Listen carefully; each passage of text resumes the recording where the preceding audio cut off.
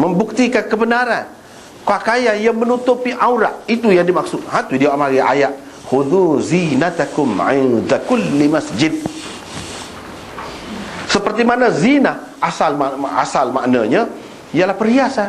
Bukan yang dimaksudkan perhiasan tu barang kemah kau kita kata, make up kau, perhiasan. Dah, untuk nak pergi sembahyang tu zina di situ. Zina di situ dengan makna pakaian. Pakaian lagu mana? Pakaian lagu mana? Imam Bukhari nak mengisyaratkan kepada orang yang kata sunat, dia pegang ayat ni juga, tapi pegangan dia tu tidak betul, tak kena. Sebab dia dalam ayat ni dia kata ambillah perhiasan. Kalau pakai mengikut zahir dia, perhiasan ni hak lebih daripada keperluan lah, lebih daripada lebih daripada menutupi aurat. Hak tu pun kena ambil juga, kena pakai juga. Misalnya kita kata pakai piah ke kalau orang lelaki, sudah tutup aurat dah, pakai baju ke, aurat tu sudah tutup dah. Kalau lelaki antara pusat dengan lutut. Ni Tuhan suruh ambil perhiasan. Perhiasan ni hak lebih daripada perlu lah. Hak lebih daripada perlu tu wajib kau sunat. Dia tanya sunat. Dah sunat belaka. Sebab dalam ayat ni dia sebut gitu je. Sama ada yang menutupi aurat, hak orang lain kata syarat, hak orang lain kata fardu ke apa tu, ataupun yang bukan, yang lebih daripada tu. Perintah tu perintah yang sama. Kalau sudah sunat belaka. Kotor begini. Imam Bukhari nak kata tidak, maksud sini khudhu zinatakum 'inda kulli masjid. Kalau kita mengambil kira sebab turun ayat ini, iaitu bila orang bertelanjang sambil tawaf tu. Bila orang bertelanjang sambil tawaf, ayat ni suruh ambil perhiasan, maksudnya menutup aurat. Sekadar tu tak apa dah. Yang ni tidak bertelanjang. Tidak bertelanjang, telanjang ni apa dia maksudnya? Telanjang tu apa maksud? Telanjang iaitu apabila kita tidak menutup bahagian yang sepatutnya ditutup. Itu telanjang. Kalau buka peti tidak telanjang kepada lelaki, bukan tak panggil telanjang. Tapi kalau buka aurat, hak tu telanjang. Dia ada kaitan dengan peristiwa. Hak tak sebuinya telanjang. Sekurang-kurangnya kepada tutup aurat lah. Itu ketika bertawaf. Asalnya sebab turun ayat ni. Tapi ayat ni dia sebut 'inda kulli masjid. Tawaf ni di Kaabah saja, tak ada lain. Tapi dia kata 'inda kulli masjid, di mana-mana masjid, di semua masjid. Di semua masjid itu lebih sesuai dengan sembahyang. Sebab di masjid-masjid lain orang tak tawaf. Tawaf tu di Kaabah saja. Tu tengok. Ayat ni dia nak menarik perhatian kita kepada menutup aurat itu diperlukan semasa bertawaf. Sebab itu pun masjid juga. Orang panggil Masjidil Haram. Ataupun masjid-masjid lain, semua masjid. Di masjid lain orang buat apa dia? Hak utamanya dalam masjid tu sembahyang. Sembahyang ke apa? Sembahyang fardu. Hak lain, hak sunat tu Nabi suruh buat dulu. Sembahyang fardu. Bermakna dia faham daripada situ. Inilah orang panggil fiqh Imam Bukhari. Dia faham daripada sesuatu ayat. Ini menunjukkan bahawa menutup aurat itu perlu ketika dalam sembahyang. Bahkan ia merupakan syarat sebelum kita masuk bersembahyang lagi. Dan oleh kerana syarat ini, oleh kerana keperluan menutup aurat ni, dia bukan khusus dengan sembahyang saja. Dia bukan khusus dengan sembahyang saja. Banyak lagi syarat lain untuk sembahyang kan. Syarat untuk sembahyang sebelum pada ni kita berwuduk ni Imam Bukhari buat suku dah bab. Banyak lagi hak lain-lain. Tapi dia mulakan dengan hak ni dalam bab sembahyang ni. Sebab apa? Sebab ini tidak khusus dengan sembahyang saja. Di luar sembahyang pun kena tutup aurat juga. Sebab tu dia mulakan dengan hak ni sebelum hak lain-lain. Hak lain-lain tu misalnya menghadap kiblat, hak tu dia sebut kemudian. Hak tu pun syarat juga tu. Hak tu pun syarat juga. Tapi dia sebut hak ni dulu sebab apa? Sebab hak ni bukan khusus dengan sembahyang saja. Kalau menghadap kiblat tu untuk sembahyang je. Nak puasa tak perlu menghadap kiblat. nak buat benda-benda lain. Tapi kalau menutup aurat di luar sembahyang dan di dalam sembahyang, kena tutup aurat. Kalau di luar sembahyang, wajib kita menutup aurat. Dalam sembahyang lebih-lebih lagi lah. Dia pergi situ, dia berkisah di sekitar tu lah perbahasan ni. Kita tengok nota dulu, 370 hak mula-mula tu. Setelah selesai membincangkan tentang tarikh kefarduan sembahyang dan kaifiatnya, Imam Bukhari memperkatakan pula tentang syarat-syarat sembahyang. Mula-mula sekali beliau menyentuh persoalan menutup aurat, kerana ia bukan sahaja perlu ketika sembahyang, malah di luar sembahyang juga. Mengikut Imam Bukhari dan jumhur ulama, majoriti lah, ulama, menutup aurat adalah syarat untuk sah sembahyang. Tapi dia sebutkan dengan wajib tadi, seperti kita bincang dah tadilah. Demikian juga pendapat kebanyakan ulama dalam mazhab Malik. Tetapi mengikut apa yang zahir daripada mazhab Malik, daripada kata-kata Imam Malik, cara Imam Malik persembahkan bab ni, itu zahir mazhab Malik, dan segolongan tokoh dalam mazhab Malik seperti Qadhi Ismail, Abdul Faraj Al-Maliki dan lain-lain, menutup aurat di dalam sembahyang bukan syarat dan bukan juga fardu atau wajib, malah ia sunat sahaja. Imam Bukhari nak tolak hak tu lah. Jadi tidak betul kalau kata Imam Bukhari ni bermazhab Malik.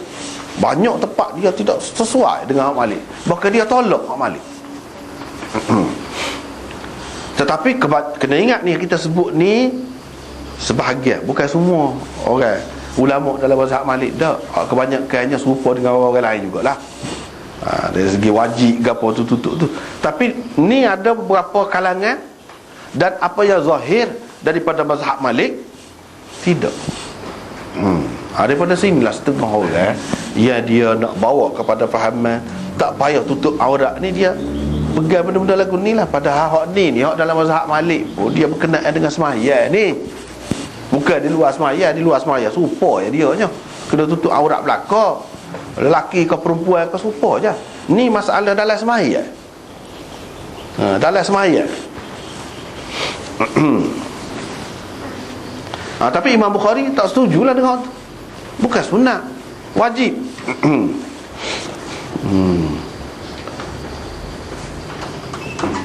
Salah satu dalam kitab Bukhari ni, kalau pendapat orang lain tu ada hujah juga, Imam Bukhari selalunya dia tidak bagi keputusan yang muktamad biasa. Tapi kalau hujah orang tu tak kuat, dia akan kata selalu macam sini, kewajiban memakai pakaian yang menutup, kewajiban selalu dia letak selalu. Dia nak mengisyaratkan kepada orang hak kata lagu lain tu tak kemah hujahnya. Tu kaedah ni, salah satu cara dia. Kalau orang lain tu kuat juga, dia tak kata lagu tu, dia kata dalam bentuk tergantung secara umum gitu saja. Tapi kalau dia yakin dan hujah balik dia, dan orang sependapat dengan dia tu kuat, dia akan kata selalu wajib. Dia tidak akan kata bagaimana pakaian dalam sembahyang, tak, bagaimana dia tidak lagu tu, wajib selalu. Dia nak tolak pendapat orang yang mengatakan sunat itu. Sebab orang yang mengatakan sunat tu, sebab dia kira benda ni bukan khusus dengan sembahyang. Di luar sembahyang pun tutup aurat juga. Dalam sembahyang pun tutup, tidak khusus dengan sembahyang, tidak sesuai sembahyang kata dia. Tidak sesuai menghadap kiblat. Kalau menghadap kiblat tu baru khusus dengan sembahyang. Jadi bila begitu, dia ni sebagai sunat saja. Dan ayat tadi dia pakai khudhu zinatakum 'inda kulli masjid. Dia pegang dengan hak tu lah, zina. Zina tu hak lebih daripada hak asas tu menutup aurat. Hak tu semua orang kata sunat, orang lain pun kata sunat.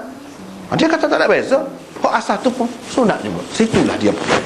Tapi Imam Bukhari nak tolak hak tu.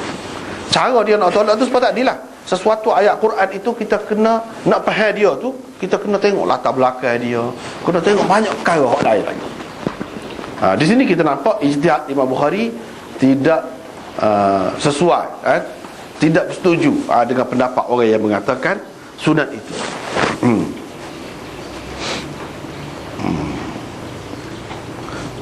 Bahkan Imam Bukhari dan jumhur ulama berpendapat khudhu zinatakum, maksud zina itu tentu tidak perhiasan, tetapi pakaian. Hak dia suruh dalam ayat ni juga, khudhu tu dengan makna asal perintah, makna wajib. Bila Tuhan suruh pakai, makna wajib. Tapi wajib tu hak setakat mana? Setakat menutup aurat. Hak selebihnya itu perintah Tuhan juga, tapi bukan sebagai perintah wajib, perintah sunat. Maknanya pakai kedua-dua. Hak wajib hak ni. Selebih daripada tu, sebab tu dia sebut zina. Sebab tu dia sebut zina. Yang ni isyarat kepada hak selebih daripada yang wajib itu. Yang lebih daripada yang wajib tu yang menutupi aurat, itu hak wajib. Hak lebih daripada tu, hak tu sunat. Pakai kedua.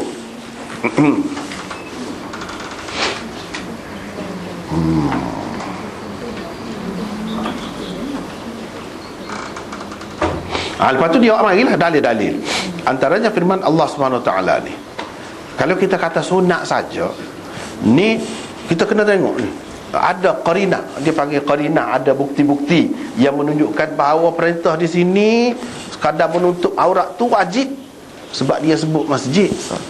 Nak sabar kalau masjid ni tempat orang ramai pergi sembahyang Jumaat tu, kalau sunat saja, molek sajalah kita kata, menutup aurat tu jadi pakat pergi telanjang belakang, molek. Tak molek tu sebab dia sebut masjid. Dan masjid di sini biasa dalam Quran, dalam hadis dia sebut masjid, tapi bukan maksudnya masjid saja, tetapi semaya maksud. Di sini dengan maksud semaya. Sebab tu kita terjemuh setiap kali mengerjakan semaya, bukan setiap kali berada di masjid. Tidak, setiap kali bersemaya, nak mengerjakan semaya. Dan apa tu? Ini dia penggunaan majaz lah, bahasa pinjaman. Dia banyak benar guna ni. Sebab masjid tu tempat utama untuk semaya. Semaya kan apa ni? Semaya berjemaah. Tapi bukan di sini hak semaya jemaah di masjid saja wajibnya. Kalau semaya seorang pun wajib juga. Kalau semaya dalam gelap pun kita sendiri pun tak dapat aurat kita, kena pakai juga. Sebab kewajipan ni untuk setiap kali nak semaya. Semaya ni pula bukan hak fardu saja, hak sunat pun dia masuk belakang situ. Hak sunat pun kena tutup aurat juga. Hak selebihnya sunat. Selebih daripada tutup aurat tu sunat. Hak tutup aurat itu mesti. Yakni kalau seseorang tu kira-kiranya zahirnya, kira-kiranya kalau tak ada syarat ni, seperti mana dulu kita sudah bicarakan bab air semaya dulu, kalau tak ada air semaya, ada tak boleh nak ambil air semaya, tak boleh nak tayamum. Ada yang mengatakan tak boleh semaya dah, tak ada adalah semaya tu, kena qada lah, kena qada. Hak ni ada kalau betul? Tidak. Hak ni kalau tak ada kain pun kena semaya tu. Semua sepakat lagu tu, kena semaya juga. Patut semaya bila telanjang. Sebab apa? Syarat ni bila tak ada syarat, tapi masyru' dia tetap ada, kena buat, kena semaya. Jadi semaya bulan telanjang, bulan telanjang tak boleh tinggal semaya. Setara tu lah kedudukan semaya hak Nabi terima atas langit baru ni yang kita duduk bincang tu.